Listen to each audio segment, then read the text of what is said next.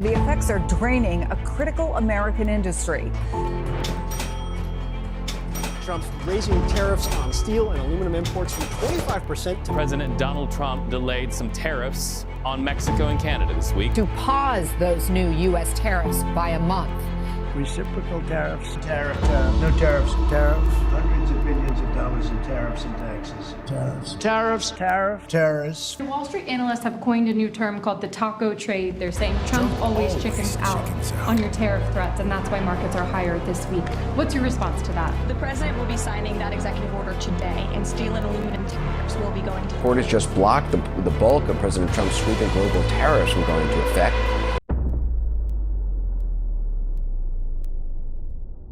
Let me ask you something. How many times have you watched politicians arguing, pretending to hate each other, while nothing even really changes for us? Left, right, red, blue. It's all a show, because behind the scenes, they are playing the same game. And a spoiler, who are the ones paying for it? Tariffs, taxes, sanctions? It's just a fancy way of saying, let's drain more money out of the public and hope they're too distracted to notice. They tell you it's about protecting the country, bringing jobs back, making things fair. But really, it's about control. And here's the worst part. While they sell us lies, they divide us on purpose. They're women's fighting about nonsense, race, gender, immigration. Because as long as we are busy yelling at each other, we are not watching what they are actually doing. We're not seeing the backroom deals. We're not questioning the raising costs when we are told to tighten our belts. They call it patriotism. They call it a scam. There's only one answer to the question, who pays U.S. tariffs? And it's a simple one. The answer is importers. Namely, U.S. companies and consumers. Tariffs are a tax on imports paid by importers. It's that simple. But somehow, there's a misunderstanding about how tariffs work. Some people claim exporters or foreign governments pay U.S. tariffs. China's paying the tariffs. But that's not how tariffs work. Foreign countries don't pay U.S. tariffs. Instead, U.S. companies pay tariffs when imports come across the border. This is how every tariff in the history of tariffs has worked. When tariffs go up, companies usually raise prices to make up for the new tax. So ultimately, U.S. consumers pay tariffs. Even worse, tariffs can put U.S. companies out of business. Higher prices can turn consumers away, or companies may no longer be able to afford imports they need to do business in the U.S. If a company is big enough, it can avoid raising consumer prices, but at a cost. A large company can just eat the tariff, but that would hurt their bottom line. Large companies can also force their suppliers to cut prices, which can hurt upstream businesses. There's only one right answer to the question, who pays the tariffs? China. U.S. tariffs are a tax paid for by U.S. consumers and businesses, not foreign governments and companies. Alright, so WTF, it's a tariff, and who is paying for this nonsense? Let me elaborate in a simpler way. As simple as this, the tariff is a tax, and just like any tax, it's paid by the citizens out of the country. So, you're being taxed for bringing things into your country, meaning whoever brought the product pays the tax. Us, as your lucky consumers, don't import stuff that often. If you buy something on Amazon and that product happens to be produced in another country, which sometimes they don't even tell you, you gotta pay the tax. Usually, it happens when the product hits the border, and until you pay the tariff, they are not releasing it to your home. Sometimes, when you go and break the product up, you pay the tax, but 95% of the time, companies are the ones buying from other countries because they use stuff to make their products. So, they pay the tax, and then they add cost to the final product price. They ain't taking their hit for you. They slap the cost right into the final price. So, congratulations, you're paying it just with extra steps. Just like a casino, companies never lose. Tariffs can be used punitively, somewhat like a less severe approach to an economic sanction where trade with a sanctioned country is outright forbidden. Increasing tariffs against a particular country's imported goods can hurt them economically, and this can be used as a bargaining chip for wider trade or political negotiations. And then there's the strategic political element. Tariffs might be a tool to help address a trade imbalance, also known as a trade deficit.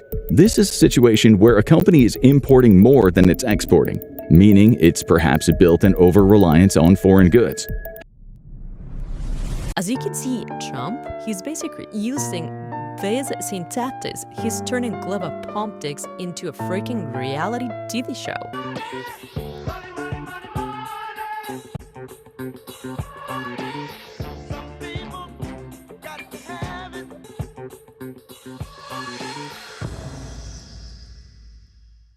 His whole negotiation strategy is chaos.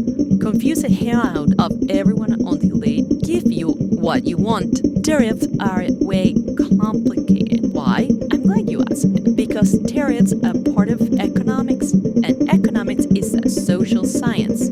Yes, like psychology, but for money. Economics tries to predict how you, a uniquely chaotic individual, will behave based on government actions.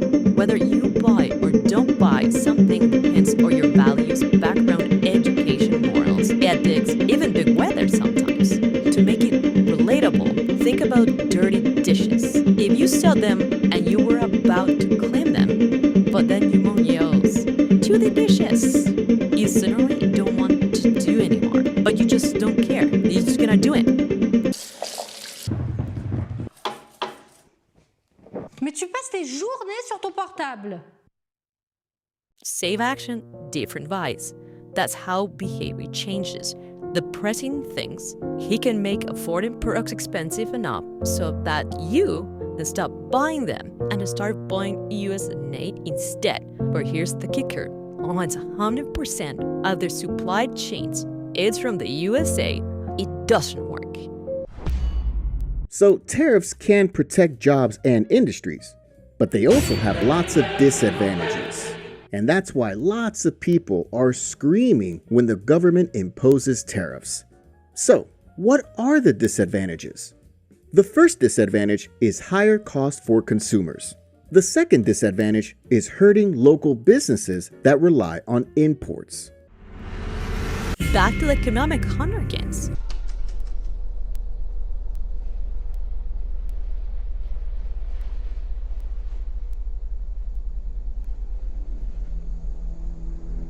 Now, you gotta choose between a treat and paying rent. And when you are broke, the only option is just to stop buying nice things. Let me give you an example. Let's say at your local bakery, the one that you love makes the best croissants using artisanal French butter without the cow's chili in the Alps. That butter now has a tariffs. That's the secret ingredient. That's why you love the croissants, and you didn't even know. The baker's cost goes up as they're rising prices. So only your $2 croissant is $10.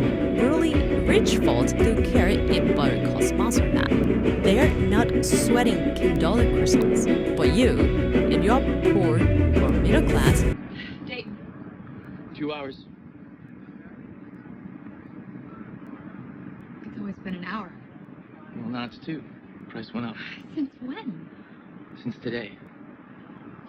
My son is meeting me. He'll pay the difference. Can't do that. Policy. Please. It's a 2-hour walk. I have an hour and a half. And you better run.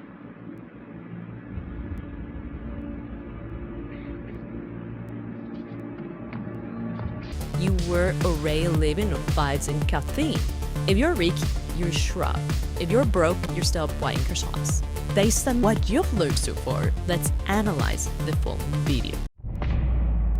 Did you know we used to fund our government entirely with tariffs?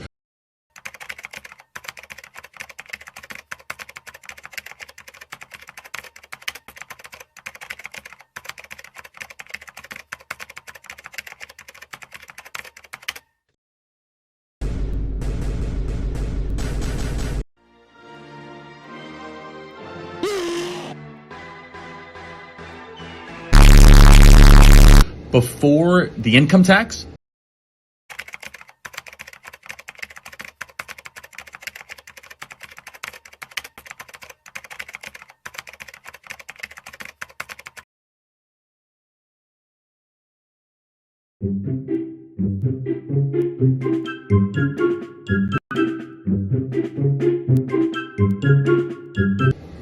We used to primarily fund our government through this. This is a reorientation of the global order. People voted for this. The president has said, your tips will be 100% yours.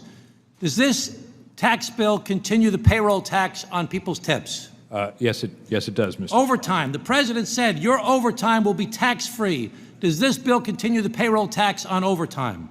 It does not exempt overtime from the payroll tax. The president has said he's going to remove taxes on Social Security. Does this bill remove taxes on Social Security benefits? The legislation provides an increased exemption amount. But does it remove taxes on Social Security benefits as promised by the president? Does not change. It is going to be a process. Now, our little friend isn't exactly lying, but he's living out of context. That's the real issue with political motivated individuals. Like, yeah, terms sound great on paper, but hey buddy, we're still paying income tax. So no, tariffs ain't replacing anything, you're just adding to the party. You pay income tax, the tariffs jack off the price of your croissants, and what? Now you're broke and carb deprived. So while tariffs sound patriotic, they're just a sneaky way of making your life more expensive. You don't believe? Let me show you some videos about how business owners think about this.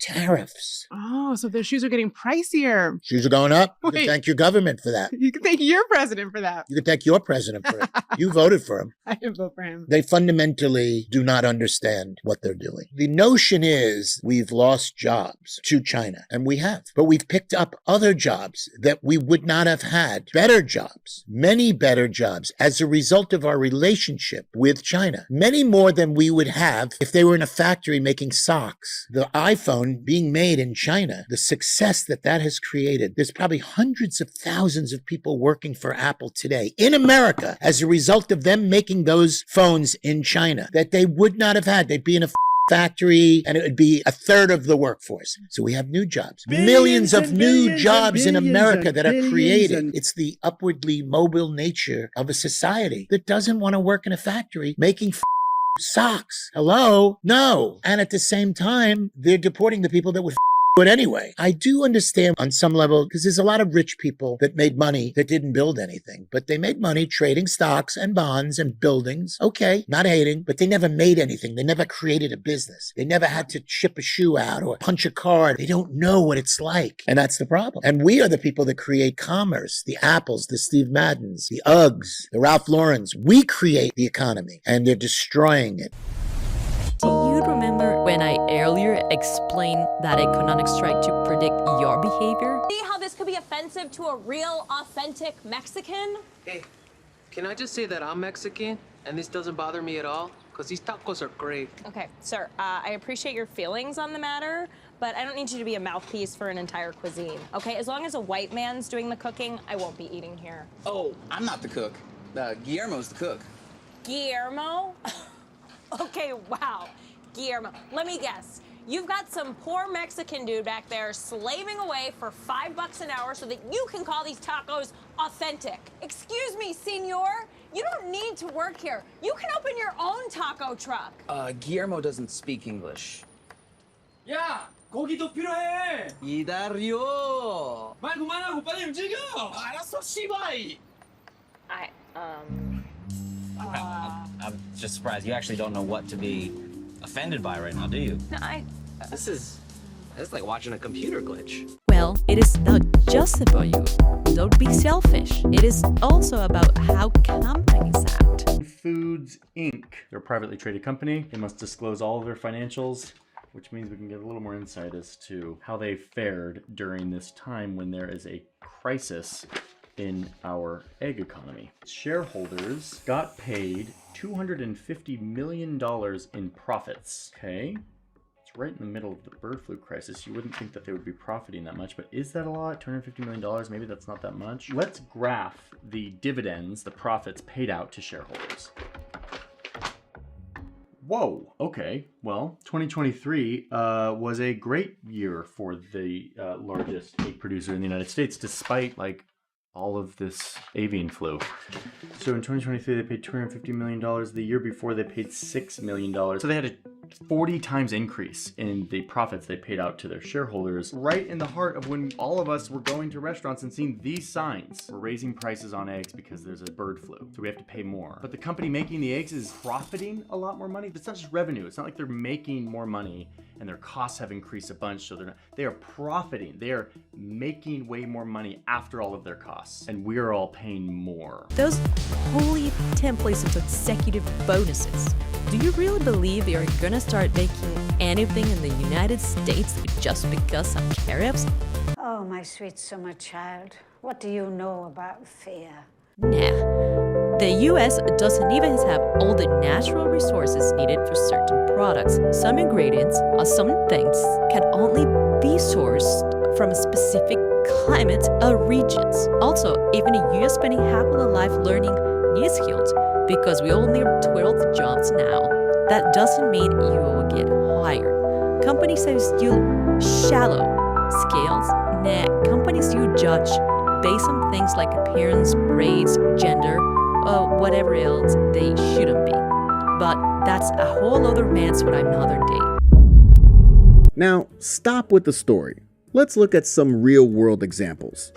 A real-life example of successful tariffs is South Korea's strategy to protect its automobile industry in the 1960s and 1970s.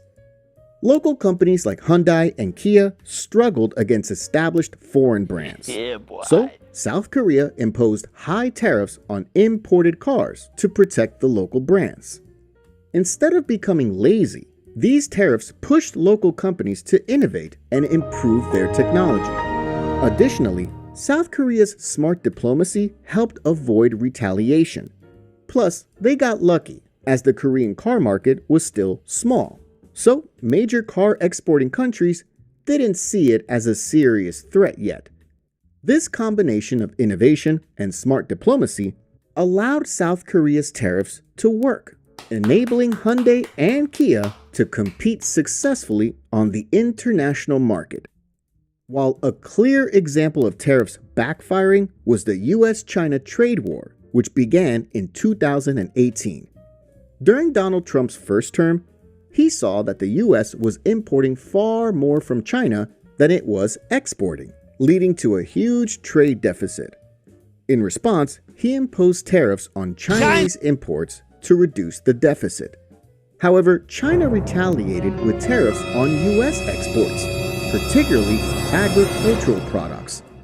This hurt Chinese companies by making their exports to the US more expensive, affecting around $350 billion worth of goods between 2018 and 2020.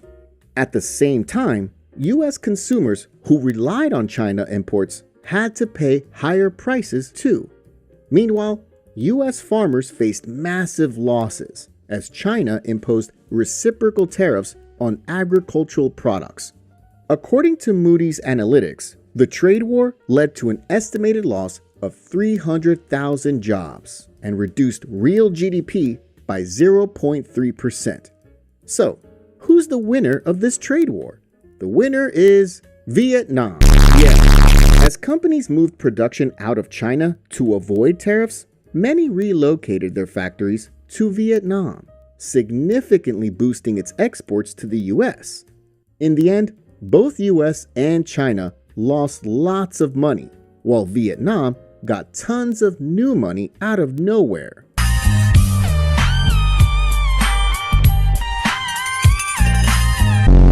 So, here's the reality. Sometimes stuff goes wrong, and sometimes policies work. It really depends on the people, the goals, and the executions. Anyway, thanks for watching. See you next time. Bye.